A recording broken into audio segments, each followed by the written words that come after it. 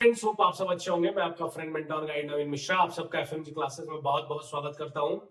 तो चलिए क्लास 11 का सीक्वेंस एंड सीरीज जो चैप्टर है उसका एक्सरसाइज 9.2 का क्वेश्चन नंबर 7 को करते हैं। क्वेश्चन नंबर 6 को मैंने स्किप किया है, आप क्वेश्चन नंबर 6 को खुद से ट्राई कीजिए।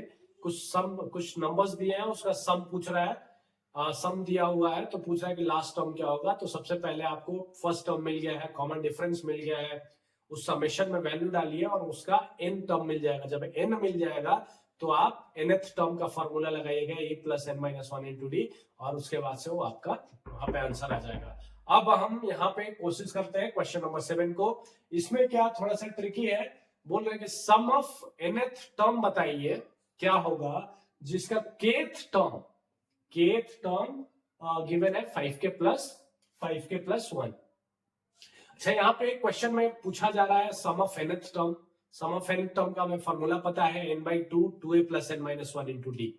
लेकिन यहाँ पे हमें क्यों दिया गया है कि kth टर्म गिवन है, तो इसलिए दिया गया है कि आप a और d का वैल्यू उस kth टर्म से निकाल सके।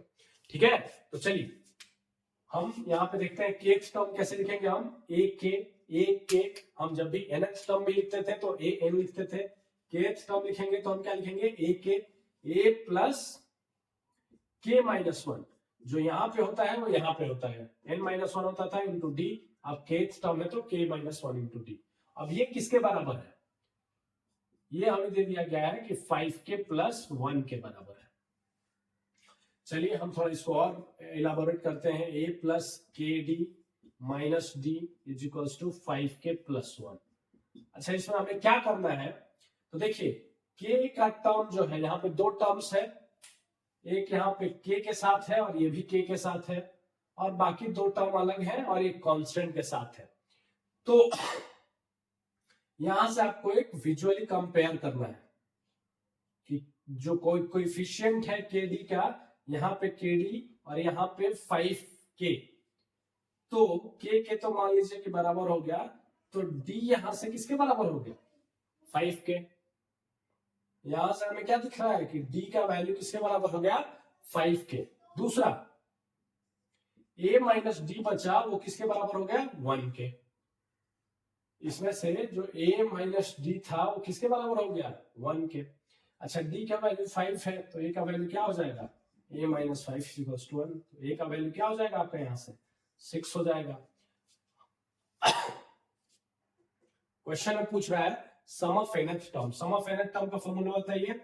Sn का formula, Sn is equals to n/2 2a plus n minus 1 into d. बस n की जगह n ही लिखना है और a के जगह आपको क्या लिखना है, जो वैल्यू आपने निकाला है 6 n माइनस 1 इंटू, और d के जगह आपको क्या लिखना है, d किसके बराबर है, 5 के बराबर है, 5 लिख दीजिए।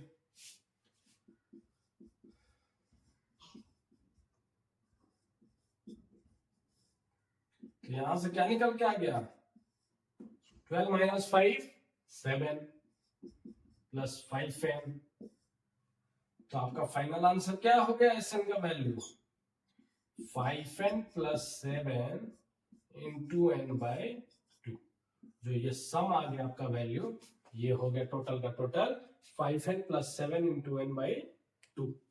क्यों, क्योंकि आपने a और d का वैल्यू इसमें पुट किया और nth टर्म का ही बोल रहा है, मतलब n के टर्म्स में ही आपको इसका आंसर लिखना होगा। होप आप सबको समझ में आया होगा। Thank you so much.